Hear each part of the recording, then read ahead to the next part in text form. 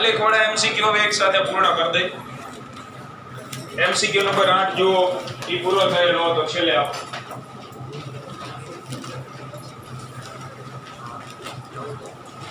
ઉતાવળ રાખજો થોડી.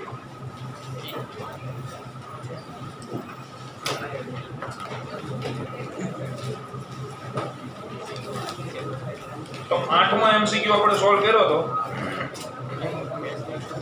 હવે આલેખ વાળા એક હારે સોલ્વ કરી એટલે 9મો અત્યારે રહેવા દો.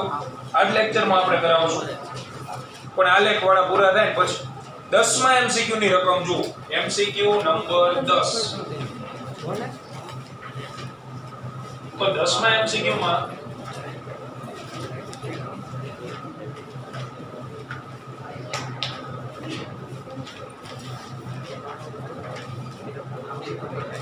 આલેખ આપેલો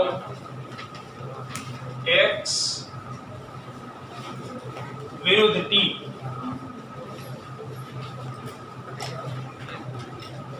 હવે આની અંદર જો આલેખ વાળા એમસીક્યુ સોલ્વ કરવાની કોમન રીત એક જ રીત. પહેલા કોના વિરુદ્ધ કોનો આલેખ આપેલો ઈ જોવા. શેના વિરુદ્ધ શેનો આલેખ છે? સ્થાનાંતર વિરુદ્ધ સમય અથવા અંતર વિરુદ્ધ સમય. હવે શું મેળવવાનું કીધું છે ઈ ચેક કરવાનું. આ બે પ્રશ્નો તમારે આલેખ વાળા એમસીક્યુ માં પોતાની જાતને પૂછવાના. શેનો આલેખ છે અને શું શોધવાનું છે. એટલે મોટામાં મોટો એમસીક્યુ તમે આલેખનો આરામથી સોલ્વ કરી શકો. બરાબર. એટલે અહીંયા આલેખ છે સ્થાનાંતર વિરુદ્ધ સમય અને પૂછેલું શું તમને? સાપેક્ષ વેગ. બરાબર. બે આલેખો આપ્યા આની અંદર. એક આવી રીતે છે a અને બીજો આમ આપેલો b. આ જગ્યાએ છેદ બિંદુ જેના સમયગાળાને આમ બધું લખીને આપી દીધું. અહીં 0 છે. આ જગ્યાએ કેટલા આપ્યા? 15. અહીંયા આપેલું છે 6 અને આ જગ્યાએ આપેલું હશે 3. બસ આ જ આપણા માટે મહત્વની બાબત છે. હવે આપણે ગોતવાનો છે સાપેક્ષ વેગ. તો આલેખ આપણને કેટલી માહિતી આપે?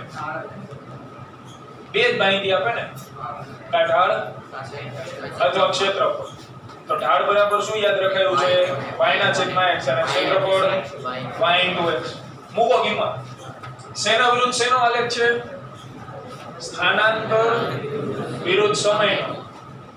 તો ઢાળના સૂત્રમાં મૂકો. સ્થાનાંતર કઈ અક્ષ ઉપર છે આલેખમાં? y અક્ષ ઉપર. એટલે અહીં સ્થાનાંતર છેદમાં સમય. તો સ્થાનાંતરના છેદમાં સમય એટલે શું? સ્થાનાંતરના છેદમાં સમય એટલે તો મળી ગયો. ઢાળ તમે ગોતો એટલે તમને વેગ મળી ગયો. બરાબર. આલેખમાં બે જ શક્યતાઓ. તો અહીંયા આપણે સાપેક્ષ વેગ ગોતવાનો. કોનો અને કોની સાપેક્ષ છે? વાંચી જણાવો. એનો b ની સાપેક્ષ છે. વેગ તો સંજ્ઞા જેનો વેગ હોય પહેલા કોનો વેગ છે? એનો.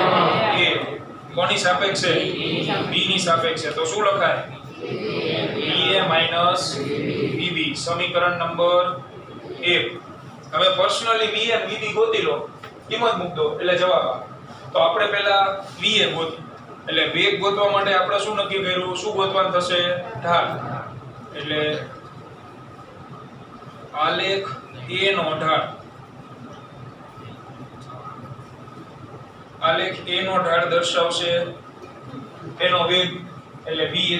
ઢાળનું સૂત્ર હતું y ના છેદમાં x અથવા યામ આપેલા હોય તો ડેલ્ટા y ના છેદમાં ડેલ્ટા x. ડેલ્ટા y લખાવો આમાં. ડેલ્ટા y એટલે y યામના બે એવા મુદ્દા અથવા યામ જેનો તફાવત લેવાનો તમારે. તો 15 - 0 છેદમાં x યામના. તો આલેખ a એટલે 6 અને a ક્યાં ચાલુ થાય છે? 0 થી. એટલે 6 - 0. તો 15/6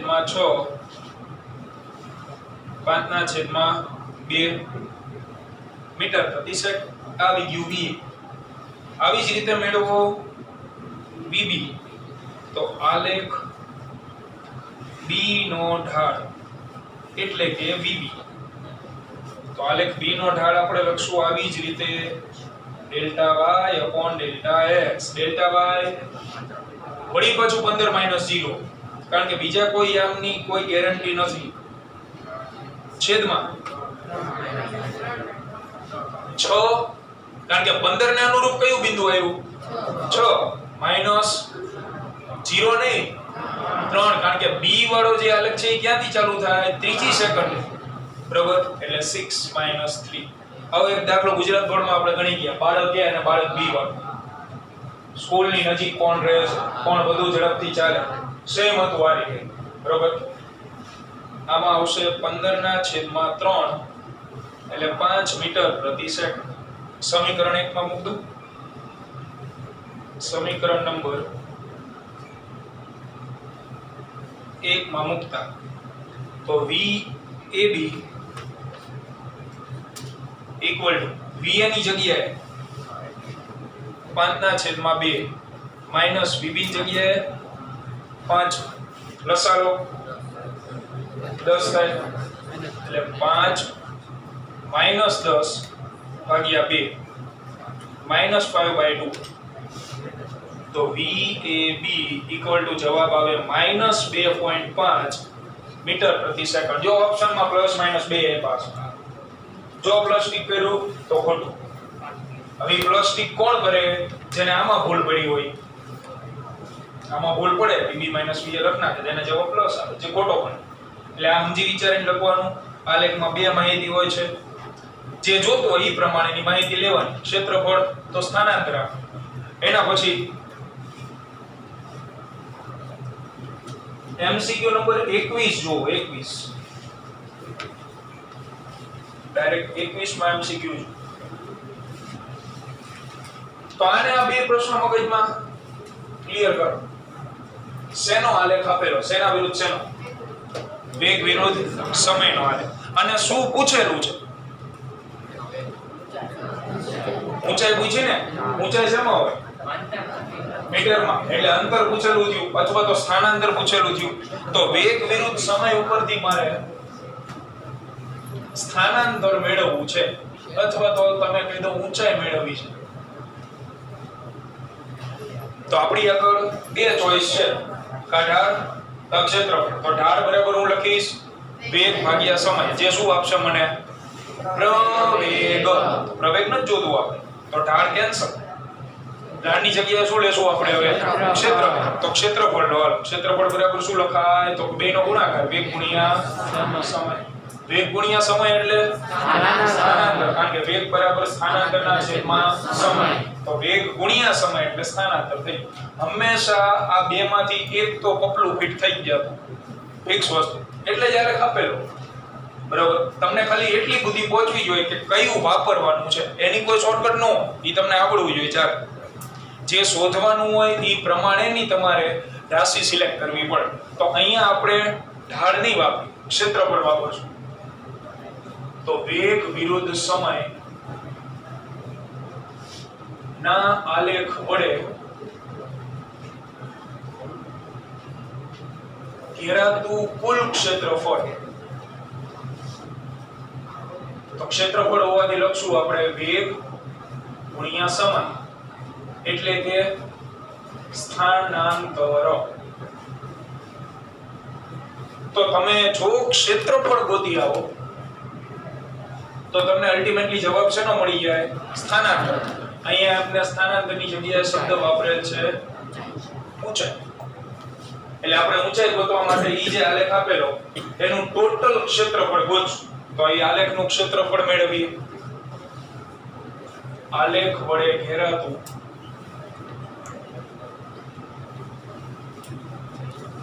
કુલ ક્ષેત્રફળ. જો તો આલેખમાં કેટલા ભાગ દેખાય છે? 3 ભાગ, 2 ત્રિકોણ અને 1 લંબચોરસ. તો પહેલા ત્રિકોણનું ક્ષેત્રફળ આપણે લખીએ. ત્રિકોણનું ક્ષેત્રફળ 1/2 પાય ગુણ્યા a. એટલે લખશું આપણે 1/2 પાયો. પાયો જુઓ તો કેટલો છે? 2. 2 માઈનસ 0 એટલે 2 ગણાય ને, અને વેગ 3.6 પ્લસ લંબચોરસનું ક્ષેત્રફળ લંબાઈ ગુણ્યા પહોળાઈ, તો લંબાઈ જુઓ તમે 10 માઈનસ 2 લખાય. લંબચોરસમાં તમે આડું માપ જુઓ તો એક આમ લંબચોરસનો એક છેડો 10 ઉપર છે અને બીજો 2 ઉપર છે. 10 માઈનસ 2 એટલે કેટલું આવે 8, અને ગુણ્યા પહોળાઈ એટલે ઊભું માપ જે 3.6 છે, અને છેલ્લો ત્રિકોણ તો એ 1/2 પાયો ગુણ્યા 2 એટલે વળી પાછું 1/2 2 ગુણ્યા 3.6 એટલું જ થાય કે અલગ થાય? આટલું જ મળે ને, કારણ કે એનો તમે પાયો જુઓ તો 12 માઈનસ 10 લખાય ને. ખાલી ત્રિકોણની વાત કરું, છેલ્લા ત્રિકોણની 12 માઈનસ 10, 12 માઈનસ 10 2, અને ઊભું માપ વળી પાછું 3.6 મૂકવામાં કિંમત તો આ બગડો ઉડી જાવ. અહીંયા આ કેન્સલ 3.6 પ્લસ નો કેલ્સી પ્લસ 3.6. તો કેલ્ક્યુલેટર નથી એટલે સહેલી રીત શું પડે, પોઈન્ટ કાઢ નાખો, ભલે છેદમાં 10 લખવો પડે. 36 ના છેદમાં 10 વત્તા 8 ગુણ્યા 36 ના છેદમાં 10 પ્લસ 36 ના છેદમાં 10. આનો ગુણાકાર તો 8 × 6 48, ચોગડો ઉપર આવે, 8 × 3 24 × 4 288 થાય ભાગ્યા 10. 36 અને પ્લસ 36 તો લસા આવશે 10. હવે 36 દુ 72 એટલે 288 માં 72 ઉમેરો 360, 0 0 જતા રહ્યા, જવાબ આવે 36 મીટર. આલેખ વડે ઘેરાતું ક્ષેત્રફળ એટલે સ્થાનાંતર, અથવા રકમની ભાષામાં ઊંચાઈનો જવાબ આવશે 36 મીટર. ઓપ્શન સી આ જવાબ. બીજો એમસીક્યુ નહીં, પણ ફટાફટ આ લખ નાખો પછી.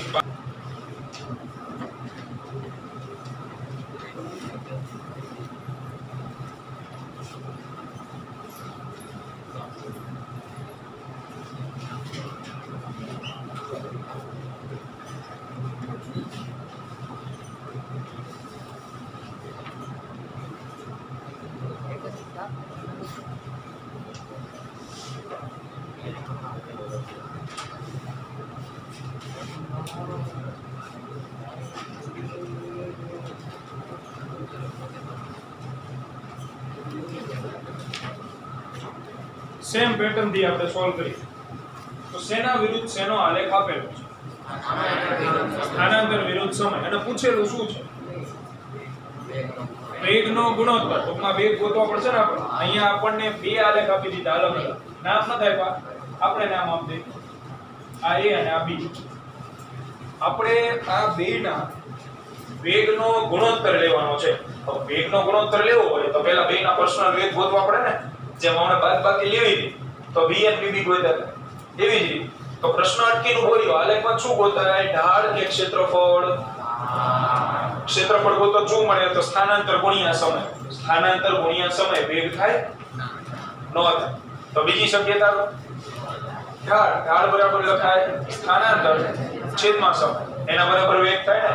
તો આપણે આ આલેખનો શું ગોતશું? ઢાળ. એટલે આમાં બેના ઢાળ ગોતશું, a અને b. એટલે સ્થાનાંતર વિરુદ્ધ સમય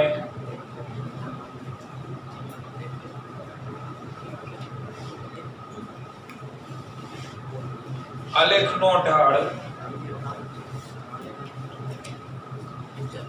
વેગ દર્શાવે. કારણ કે વેગ બરાબર y ના છેદમાં x, સ્થાનાંતર ના છેદમાં સમય. હવે આપણે બે આલેખના ઢાળ ગોતી.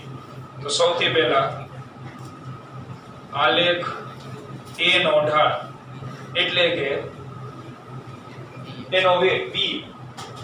તો આલેખ a નો ઢાળનું સૂત્ર y/x. હવે પ્રશ્ન અટકી ગયો પાછો. આ નવીન પ્રકારના એમસી અત્યાર સુધી આપણે જે જોયા ને એમાં થોડુંક ટ્વિસ્ટ. લોજિક ઈ જ છે. પણ હવે યામ નથી આપ્યા લખી આપેલા યામ કેમ તો કેવી રીતે ડેલ્ટા વાય ડેલ્ટા એક્સ મૂકવું? ખૂણાનો ઉપયોગ થશે કઈ રીતે? tan વપરાય. મારે આવડું લેવું હોય ડેલ્ટા વાય ના છેદમાં ડેલ્ટા એક્સ. હવે તમે આલેખમાંથી ખાલી આ એ ભાગ ધ્યાનમાં રાખો જો ખાલી એ એટલે આવી રીત થાય. આ એકનો આલેખ આપેલો હોય કોની વાત છે. હવે આનો મારે ઢાળ જોતો હોય અહીંયા ખૂણો આપેલો છે તો ઢાળ બરાબર આપણે લખીએ છીએ ડેલ્ટા વાય ના છેદમાં ડેલ્ટા એક્સ. પણ હું આ કાટકોણ ત્રિકોણમાં કયું વિધેય લાગુ કરું તો આવું આવે? તો આ જે ભાગ દેખાય તમને ઊભો એ ડેલ્ટા વાય ગણાય ડેલ્ટા એક્સ ડેલ્ટા વાય અને આ ભાગ રહ્યો એ ડેલ્ટા એક્સ ગણાય. તો આમાં તમે કયું ત્રણ વિધેય તમે ઓળખો છો sin cos ને tan આપણા માટે.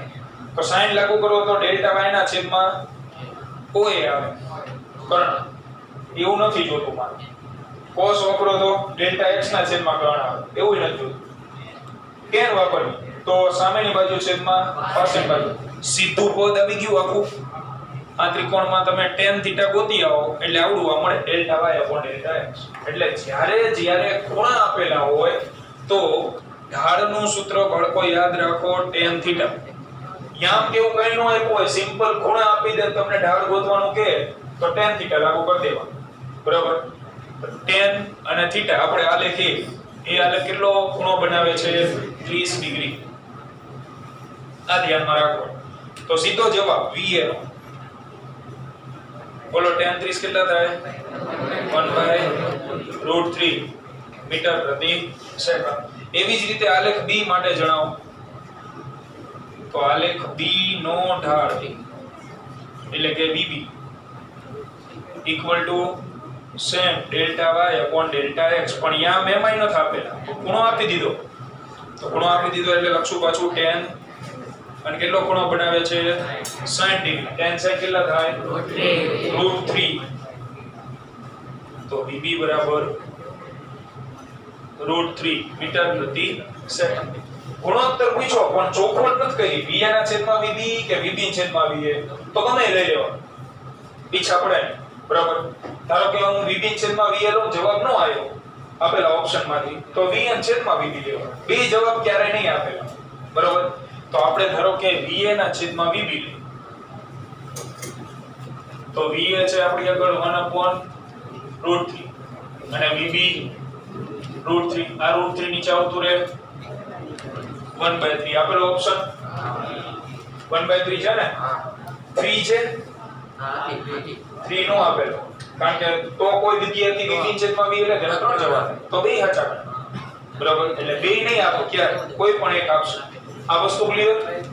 આલેખ વાળા નવીન પ્રકારના MCQ કોનો આપેલો હોય તો ડેલ્ટા y ડેલ્ટા x ગોતવા નહીં જવાનું સીધો tan થીટા. આનો બીજો MCQ છે MCQ number 26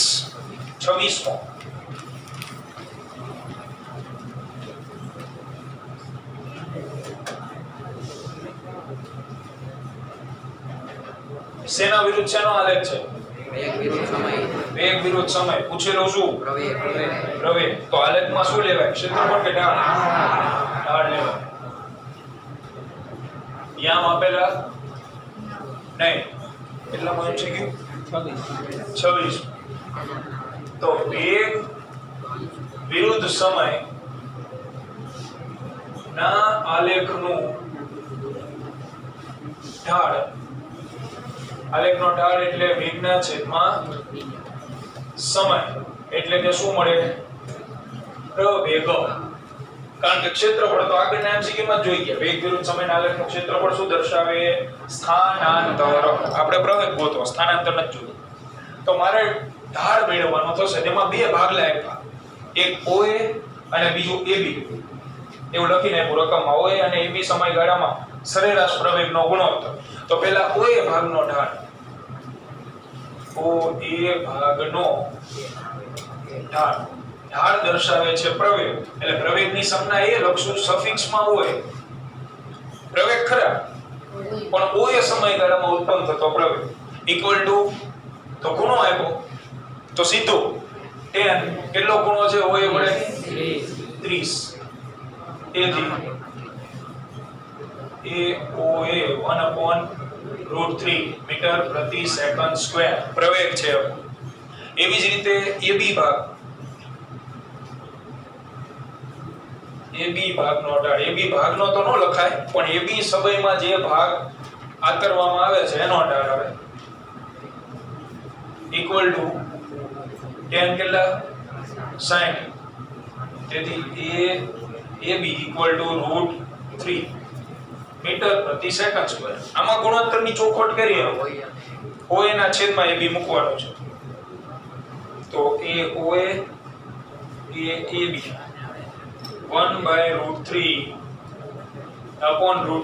that equal to 1/3. આવો જવાબ આવે. બધા આલેખના MCQ ઓલમોસ્ટ આવી ગયા. નીટ નો પેપર પરમ દિવસે જે હતું એમાં આ ચેપ્ટર માંથી 4 MCQ હતા, 2 આલેખવાળા 2 તત્કાલિકવાળા. JEE માં પણ તમને જોવા મળશે આલેખવાળા MCQ પૂછવાનું કારણ LC ની જરૂર નથી પડતી અને લોજિકલ MCQ હોય જેને આલેખની માહિતી હોય એને રમકડા જેવું લાગે પણ જેને આ ડિફરન્સ ખબર ન હોય એને પરસેવો વળી કે ક્યારે ક્ષેત્રફળ લેવાનું ક્યારે ઢાળ લેવાનું એ ખબર જ ન હોય. બરાબર, તો આપણને પરસેવો ન વળવો અખી ન હોય. MCQ નંબર 9 અખઈ જાય બાળકો જોવે એટલે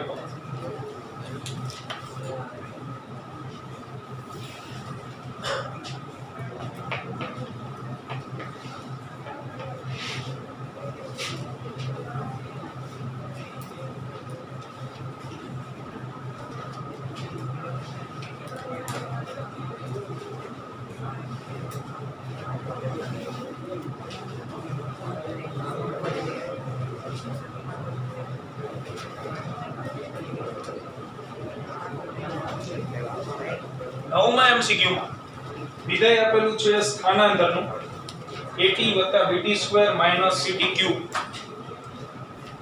x = AT + BT² - CT³ આવું આપી દીધું. પ્રશ્ન ઇન્ટરેસ્ટિંગ પૂછે, સરસ મજા કે જ્યારે પ્રવેગ 0 હોય ત્યારે વેગ કેટલો, આવો પ્રશ્ન પૂછ્યો. એ સ્થાનાંતરનું વિધેય આપ્યું તો પહેલું કામ તમારે વેગ અને પ્રવેગનું વિધેય મેળવવાનું કરો, પછી બીજી ચર્ચા થાય. તો પહેલા વેગનું વિધેય મેળવીએ આપણે. તો વેગ બરાબર લખાય તો વિધેય આપેલું હોય ત્યારે તત્કાલીન dx/dt. તો d/dt x ની જગ્યાએ આવડું આ સમીકરણ AT + BT² - CT1. હવે વિકલન ડાયરેક્ટ આવડશે કે કૌંસમાં અંદર બનાવવું? ડાયરેક્ટ વિકલન કરીએ તો વિકલન કરતા પહેલા અચળ પદ બહાર લખતા શીખો. તો આમાંથી કોણ અચળ?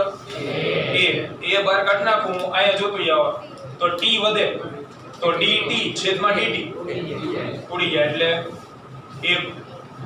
આમાં બહાર કોણ નીકળે? b. t² નું 2t આમાંથી નીકળશે -c અને d ઘનનો 3t² down and cut એટલે વેગનું વિધેય તૈયાર a + 2bt - 3ct². સમીકરણ નંબર 1 વેગ મળી ગયો, આ જવાબ આવી ગયો પણ ઓપ્શનમાં સમય નથી. જવાબ આના સ્વરૂપમાં છે abc ના સ્વરૂપમાં પણ t નથી ક્યાંય. એટલે હવે આપણે પ્રવેગનું વિધેય ગોતશું અને ઇક્વલ ટુ શું લખ નાખવાનું થાય? 0. એમાંથી સમયને કરતા બનાવીને આમાં મૂક દેવાનું એટલે પ્રવેગ ગોતીએ. તો a = dv/dt. d/dt v ની જગ્યાએ a + 2bt - 3ct². તો પ્રવેગ બરાબર બોલાવાનું વિકલન 0. આમાં બાર કોણ નીકળે? 2b.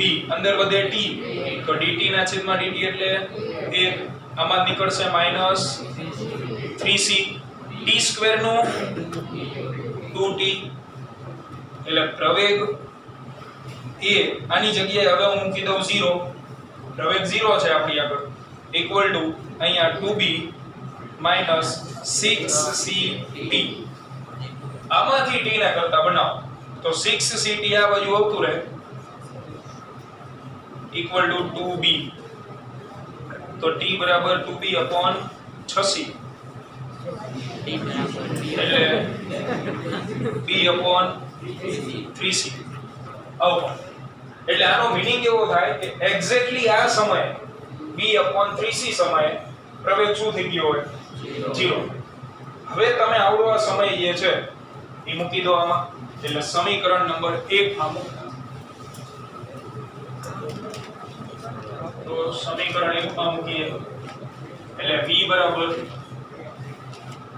a વત્તા 2b t ની જગ્યાએ b upon 3c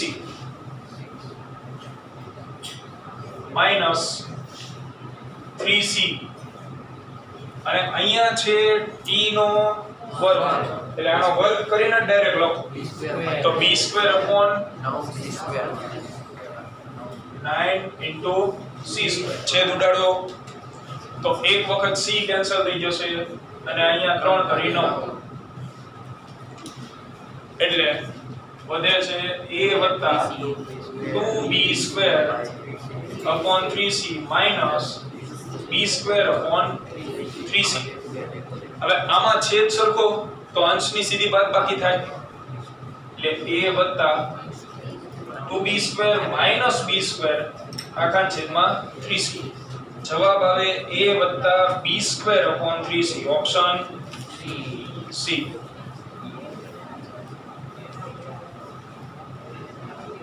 ત્યાર પછી 11મો MCQ એમાં સ્થાનાંતરનો વિધેય આપ્યો સ્થાનાંતર હજી બોગરી ભાઈ કોણ ધ્યાનથી લખો ભૂલ પડે એટલા માટે એવું આપ્યું 5 s આપેલ 5 s એટલે આપણે લખતી વખતે ધ્યાન રાખજો પાંચડો ને s નહીતર 55 ઇક્વલ ટુ at ની 3 ઘાત તો આમાંથી s એટલે સ્થાનાંતર એટલે WhatsApp ની ભાષામાં સંજ્ઞા લીધી સ્થાનાંતર સ્પેલિંગ s થી ચાલુ થાય આપણે અત્યાર સુધી બધી સંજ્ઞા x ને y લેતા હતા તેમના સ્થાનાંતરની સંજ્ઞા s લીધેલી s બરાબર at ની 3 ઘાત છેદમાં 5 પૂછેલો છે 2 તો તત્કાલીન વેગ ગોતવા માટે સ્થાનાંતરનું શું કરવું પડશે આપણે એક જ વાર વિકલન સ્થાનાંતરનું એક વાર વિકલન કરો એટલે શું મળે 2 બીજી વાર વિકલન કરો એટલે આપણે અહીંયા વેગ મેળવીએ તો વેગ બરાબર ds dt તેથી v બરાબર d dt s ની જગ્યાએ at ઘન છેદમાં 5 તો a ના છેદમાં 5 બહાર નીકળી જાય t ઘન નું 3t સ્ક્વેર જવાબ આવે 3at square upon 5 option a આ જવાબ ત્યાર પછી 13મો MCQ શાંતિથી વાંચો શું પૂછેલું એ સમજો તો એક સમીકરણ આપ્યું y બરાબર 40 સ્ક્વેર લખાવો 40 સ્ક્વેર minus 12t પ્લસ 9 તો પદાર્થ જ્યારે ઉગમ બિંદુ પર પહોંચે ત્યારનો સમય કેટલો એવું કીધું અથવા કયા સમયે ઉગમ બિંદુ પર આવે હવે આમાં ક્યાં એવું કીધું કે વેગ 0 છે કે પ્રવેગ આટલો છે એટલે વિકલન કે વિધેય છે મટી નહીં પડવાનું ઠીક છે ડાઉન એન્ડ કટ ચીકો એમ નો હાલે આમાં સીધું એમ કીધું છે કે કયા સમયે ઉગમ બિંદુ પર આવે હવે કોણ ઉગમ બિંદુ પર આવતો હોય તો એનો y આમ શું થઈ જાય સિમ્પલ ખાલી અહીંયા 0 મૂકી દેવાનું અને t ગોતવાનો છે એટલે પદાર્થ જે છે એ ઉગમ બિંદુ પર આવે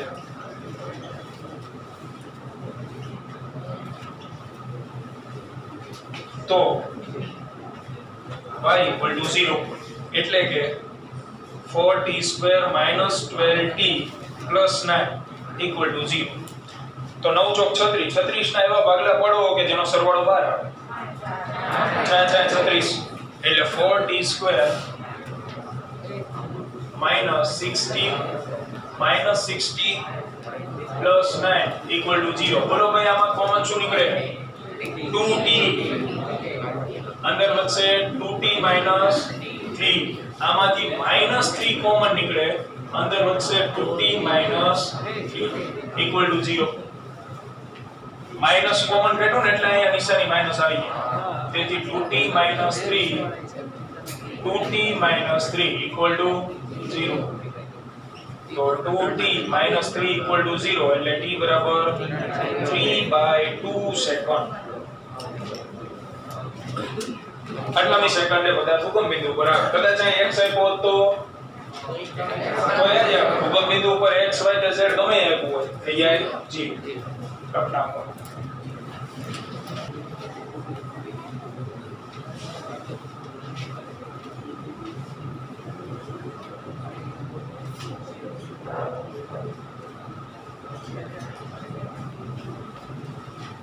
માં MCQ માં વિધેય પહેલા એમાં રકમમાં જોઈ લો પછી લખવાનો ટાઈમ આપો આ એક સોલ્વ કરી પછી પૂરું જ કરવી છે પછી લખો શાંતિ હું રેકોર્ડિંગ કર્યો નિયમ 28 માં MCQ વિધેય જો y = t² - 40 + 4 એટલે y = t² - 40 + 4 પણ પ્રશ્ન અગત્યનો પ્રશ્ન શું પૂછ્યો તમને સ્થિર થવા માટે કેટલો સમય લેશે સ્થિર થવા માટે હવે પદાર્થ સ્થિર થઈ જાય ક્યાં